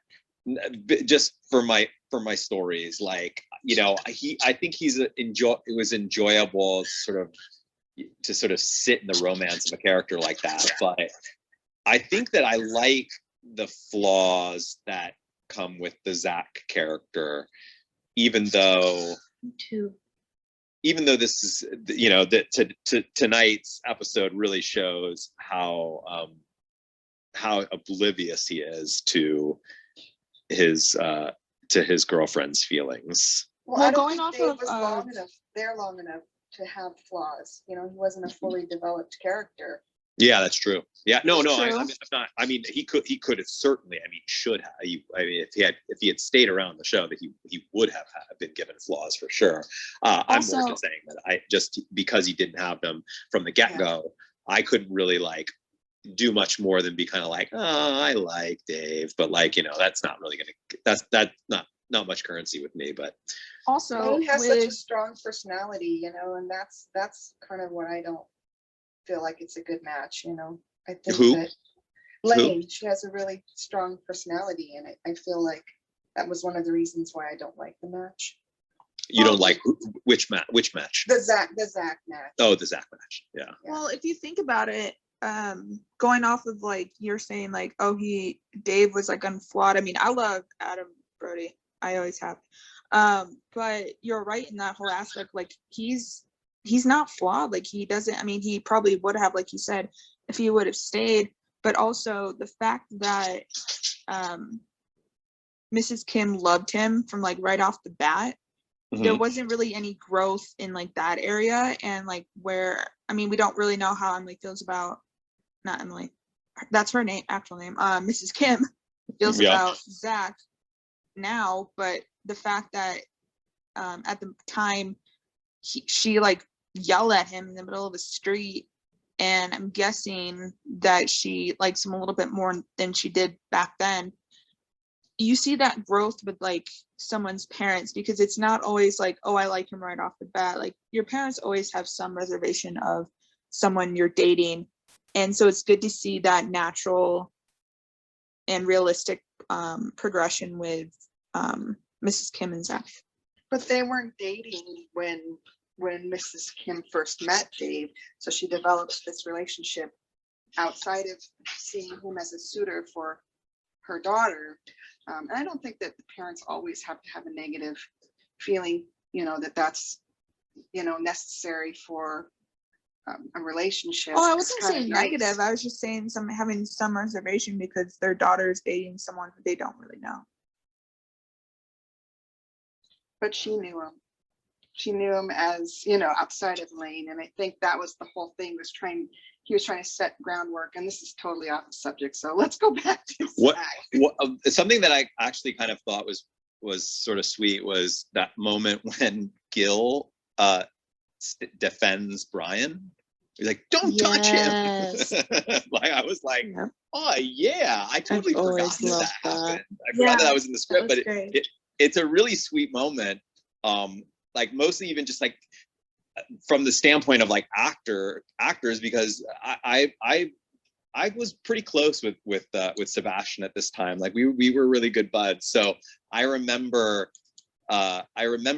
this, and then also like the fact that he had already kneed me in the groin earlier that day or the day before or whatever, you know, there was also a little part of that, like, don't touch that guy, you know, that there was, I mean, he felt so bad after that, you know, and so there was just something very sweet about that moment. I think if you think about how Zach reacted to Gil when he first showed up, he basically bullied Gil. He hated Gil. So he knows what it's like to get attitude from Zach. So I think in that moment he was like, don't even try that with Brian. Don't you dare. And what was the deal with Joel? Why did he bring Joel?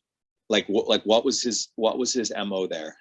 What was the strengths in numbers? He can outnumber the rest of the band. Oh, I didn't think about that. That's very interesting. Yeah, so he was well, wait. Off at the band, so he was doing what he wanted, and that was it. Purely selfish. I think it was because he felt he was the band leader and he was trying to prove, this is my band, we do it my. But how would he outnumber? Because there's like, it would honestly be. Yeah, I was just thinking the Against same one. thing. I was like, I was just thinking, like, what? Dear God, No, man. I think What it's, is it's it? more the sense of like if there's 4 or 5 of them, each Holy one's gonna sh- have their own opinion. Sorry, Oh my I God. take the Oh credit. God. I'm the one that got it. Who got it? Nikki, you Well, totally Rachel like. claimed it first, but You I'm rock. the one that got it. It's I'm so the one funny that because solved it. Nikki asked me earlier, is it And I am emojis? Because I taking was the like credit. going on about emojis, and then she Was figured there it out a with private emojis. chat? All about afternoon, I was this? saying I've been trying to emojis, figure and out people thought I was being stupid. because there was a bunch of us trying to figure out where people were chatting about this, and it seems to be like private messaging or something. Like, please include more people. Yeah. Thank you. Stop with the clicks, please. I'm I just did the saying, math. What? a lot of us had it. We just didn't have the emoji part. Very true. Like we had it, we just didn't know it was a. Yeah, I was like, how am I not getting this? Because I got like with help from others, obviously. But I'm like, how? Can you Something's help the gotta be rest up of with us? Well, Yeah, yes, I'm a lone soldier. I have no idea of anything. Hold on, we were honey. I trying. got you. I have literally been like researching for probably 2.5, 3 hours. Nikki, was that So I was have that done my earlier? homework. Nikki, was that emoji idea from me like sending you all those random emojis So look, earlier? No, I'm gonna I go had really thought quickly emojis through. because he was talking about painting, so I was already thinking that. Oh, but, hi everyone. um, Let me go very quickly for those of you who haven't gotten it yet. Let me help some of those folks out. I Yeah, know it's super exciting. You got The you got, lips one. What is that one? you all are People who do that. you guys are all Can I have- amazing, but we've got some folks there that want to try and get in on this. All right, so in season 3, during the big house party, I talked about how I had a peanut butter and jelly sandwich that my character actually was sort of sick there. He was like lightheaded, but then I talked about how I actually got myself sick because I kept eating, which was a theme for me. Like whenever there was food, I would just eat too much of it. And I ate like too much of that sandwich and we kept shooting it over and over again. And I got really nauseous. I thought it was the citrus. And I remember that both Milo and Alexis were like, "Are you okay? You look really pale." And I was like, "I think I ate too much of the sandwich." That was the first one. The second was in season 5. Was the I was brushing my teeth with this whitening toothpaste, and again they like shot it so many times, and I was just into it. Just every time, just kept brushing with the same brush over and over and over again.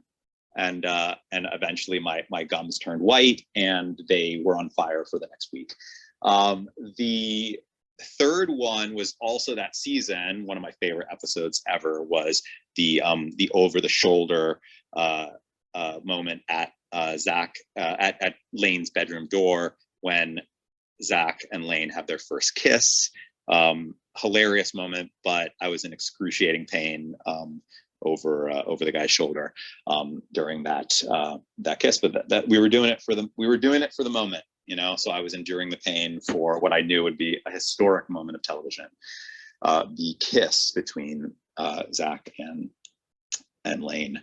The fourth one was actually never seen. That was so crazy. It was in season 6, the beginning of season 6.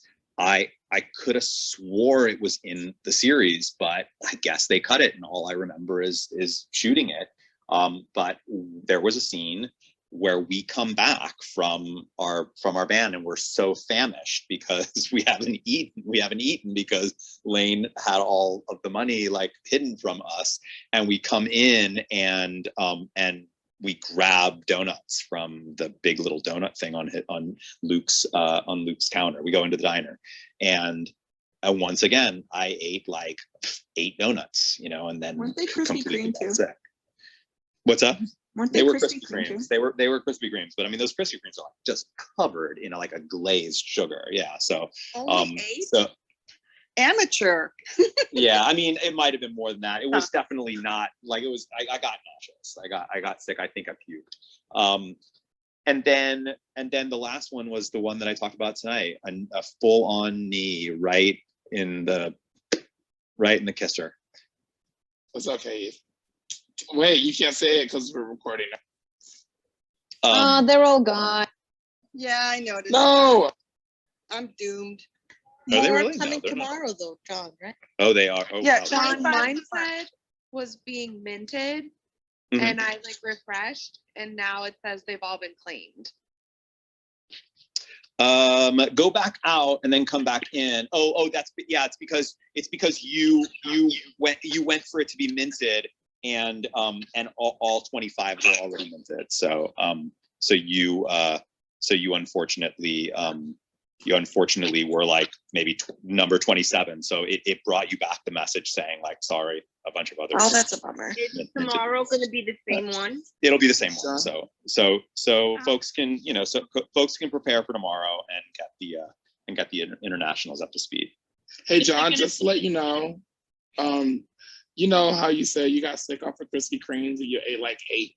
I just want to let you know, you don't have to feel bad about that. I cannot stomach Krispy Kreme donuts either. But then again, I didn't have them until I was a grown adult. So that's fine.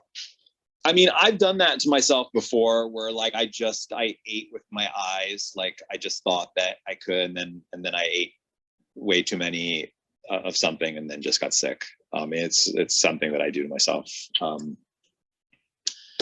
I do Donuts are circles of death. But Babsy just nodded at me like, yes, you don't do very good with that. Yes, circles of death. No, I'm lactose intolerant, so I can't eat ice cream. I can have like yogurt and like all that crap. Yeah, I'll do stupid things like, I'll have like a big huge bowl of ice cream, and I'll be like, oh, I'm gonna have a beer, and then like maybe like an hour later, I'm like, oh, I feel awful. I'm like, what are you talking? You had a beer after you ate and chips and like gummy bears. I just want and, to point out, you put Doritos on your Cheetos. No, flaming hot Cheetos on your vanilla ice cream. No.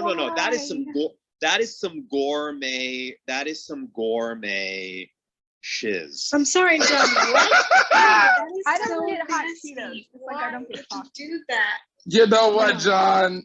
Okay. But I applaud you for that. But like, Crush. I'm going to just tell you, Carl, right now, go to the store, get some vanilla ice cream, go grab a bag of flaming hot Cheetos, mash them up inside the bag, so pulverize them until they are a dust, and then sprinkle that on the top of your vanilla ice cream. I'm telling you, it's godly. You know what, John? Make an amazing mac and cheese with flaming hot Cheetos. Oh, hold I would that throw that thought. in a heartbeat. What is this? Hold on, wait a minute, Hannah. Wait a minute, everyone. John, you know what? I'll definitely do that, and I will make a recording too. If you're gonna put some good amount of kernels.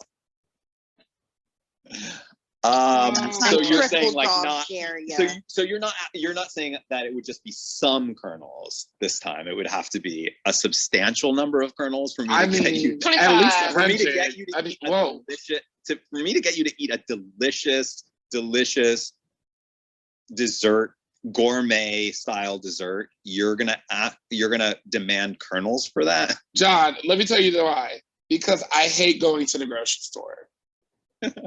I effing hate going to the grocery store. Don't even give me the reason. Emma, you gonna pay for Postmates? I'm not doing that. Oh wow! No, I hate going to the grocery store.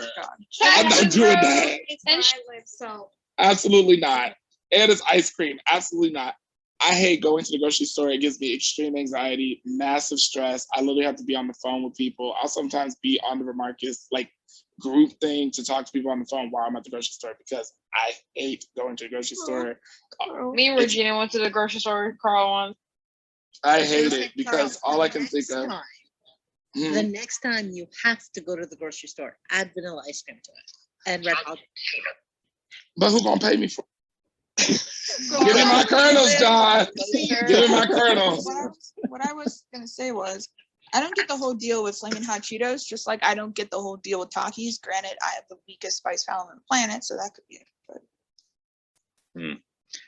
Flash your mics? Just flash a show of mics here.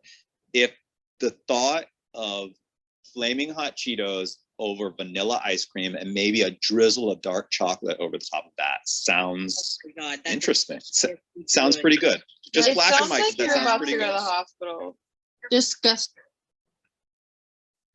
That Sounds sounds really very spicy. disgusting to me. Plus, my stomach would not be able to handle that because I cannot handle spicy things. Wait. Because I no longer have a gallbladder. So yeah. So then he'd have to pay you 1,000 kernels to do it, huh, Emma? Yes, exactly. Wow. Exactly. Well, mine's only 100, John, so I'm a little cheaper. So, you know, you give me 100 kernels, I will do it. Are you just Can I hoarding bring those the food kernels? Though? Are talk? you spending those kernels? Are you giving them to others? Are you tipping people for their insights? Yes. Maybe so. All right. Hey, I mean, because Carl, I'm good about spreading the love. I Carl, will spread there's the love. 500 in it for me. Oh, if I do it? Yeah, Really? and post it. Okay, so I got 100 from John, Ooh. 500 from Wait a Mary. second, Who else is in the pool? I'm in the pool. I'll tip you.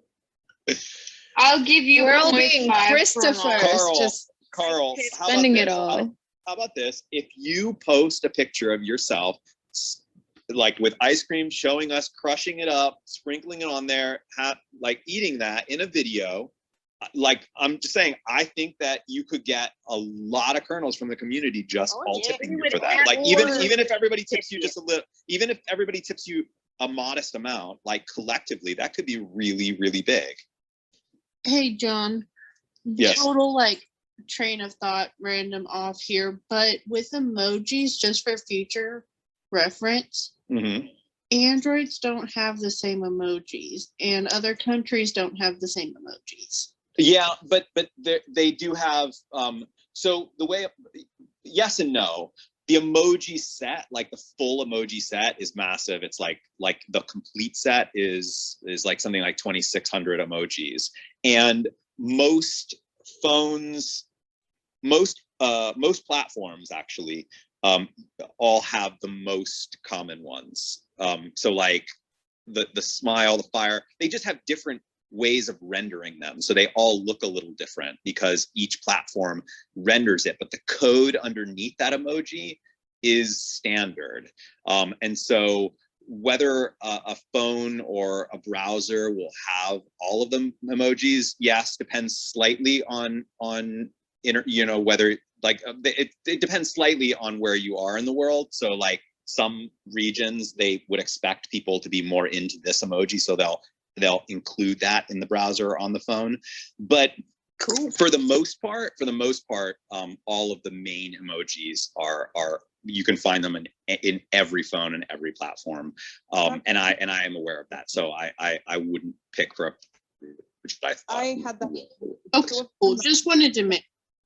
Yeah. Yeah, two of those emojis weren't on my phone at all. So like I couldn't come up with that clue because I couldn't, like I copied and pasted and got it. Like I'm not complaining, but I couldn't think of it myself because I didn't have those emojis available.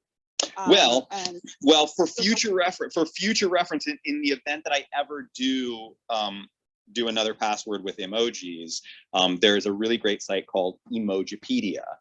And there they do have every emoji, every single one of them, and a search bar, and you can type in words, any word you can think of, and it'll show you every emoji that people use for whatever word.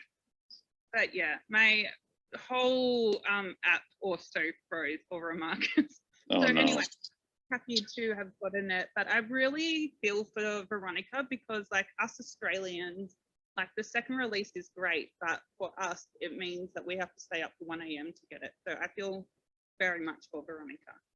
Thanks for thinking of me. It's all good. But who knows? I mean, the next one, is going to be the final 7th season memento of the HEP collection, and that could end up having even less than 50. And Veronica could get it, and others might not. So she will get it. Yeah, you will. John, can I just quickly ask, when you say the next 25 are in the morning, is that in European morning or like your what morning? time? I was gonna ask. Oh, that's my morning. So it's like tomorrow morning we're doing a watch. Oh, okay, at during 8, the at watch. 8 a.m. Oh, okay, got it. Thank you. Right. So So I'll do the same thing. I'll release those probably at the end of that watch, which means I probably will release them at the end of the second of the 2 episodes. Excellent. Thank you. You know, which will still be early enough for Europeans, but that will be much later for folks in Australia. Obviously, that will be a little tough for you guys. So, or who knows? Maybe I'll do another. Maybe I'll do another 5 to 10 later tonight. You never know. You know, you never know what will happen with. Whoa. With Remarcus, you got to be paying attention. Sneaky. I mean, well, I'm you know, actually like asleep, the so whole I'll be emoji catching thing. the one in the morning. I mean, the whole emoji thing is a big part of Remarcus. Like, we use emojis all over the app, you know. So it's like, you know, the idea that I would have come up with an emoji password is not like that. You know, if you've been paying attention, I've been using emojis like crazy in our social posts and all over the place. So kudos. It to was the folks who figured it brilliant. out. I used wink winkers for Very smart. a long time ago, but it was not it. But like I've all emojis in passwords in the past, but this was the night that it was happening. So yeah, well done, Nikki. Really happy for you. I had a feeling that the answers were the times that you got sick or hurt. Like but I was thinking the actual words of them. Like that's what I was starting to type in. I was not thinking emojis whatsoever. So that was really, really smart. It was the names of the people who did it. It was the painting, the way that John had the clue with painting that I was like, it's Correct. gotta be a picture. It's gotta be. I mean, if you all weren't going to get it soon enough, I was going to say that the password is only 5 characters long. As soon as you said there was no spaces, that's when I knew I had it. Yeah. Oh. So John, it's almost 9. So yeah, I I'm guess it's about actually that heading time. out. It's about so then we can kind of get this thing going, you know, toodaloo, and then I can go get that ice cream with the flaming hot. What brand of ice cream do you recommend? Do you recommend Breyers? Tillamook. Okay, so you just want me to shit on the freaking toilet all night? Okay, so my we're gonna have to up that. No, sorry, but it's the truth. That's not TMI, that's nature. Look, I'm telling you, John, I'm telling you, when I eat Tillamook, I literally have diarrhea. I love the brand. Okay, all right. Then pick We're a making different some brand. really quality. We're making some really quality content here, folks. I'm not gonna take myself on the toilet. We're not doing all that. All right, everybody. I don't want you getting sick, so pick a different brand.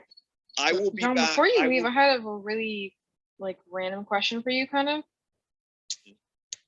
So, because you do Remarcus, and I assume you're pretty retired from acting and all that. What do you do for your day job? I'm so curious. Well, I that's for a longer conversation, but a writer. I also do software development stuff. I work on projects when when they come up. You know, I'm a freelance person. Cool. Yeah, I was just It's super great. curious. We I love wonder this what you school. do. Yeah. Yeah. Here we go. All right. I'm off. I'll be back tomorrow morning at 8 a.m. For another episode. We are going to hit the mid-season threshold tomorrow. We're about to enter the second half of season 6. We are getting through them. Yeah, we're go. real quick. It's really sad. All right. I'll see you tomorrow. See you tomorrow, Thank you, John. everybody, Good night. for, Good night. for reading with me. Thank you. Thanks, John. Thanks for everything, John. Bye, everyone. Bye. Bye. Bye.